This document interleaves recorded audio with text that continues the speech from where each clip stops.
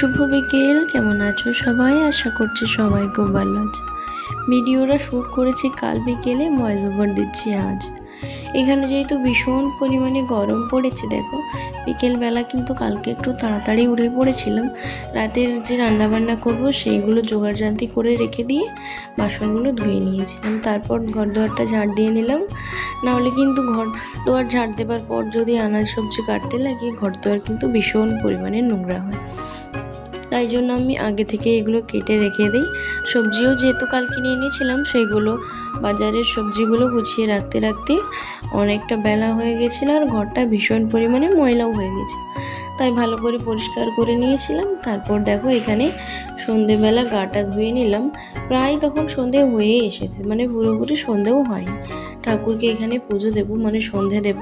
তাই জন্য এখানে ঠাকুরের বাসনগুলো ধুয়ে প্রথমেই ঠাকুরকে ভোগ লাগিয়ে নিলাম।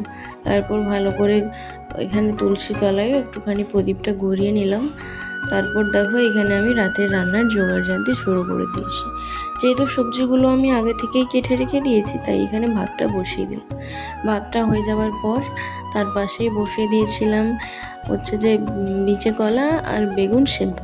আজকে কিন্তু এই বিচে কলাটাই রান্না করব।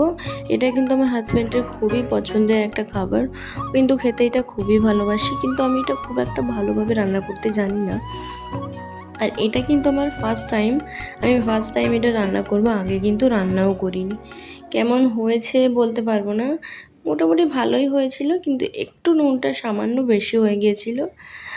তো বললো নাকি ভালোই হয়েছে। আমি তো খাইনি, আমার ভালো লাগে না। ভিডিওটা কেমন লাগলো জানিও, বাই।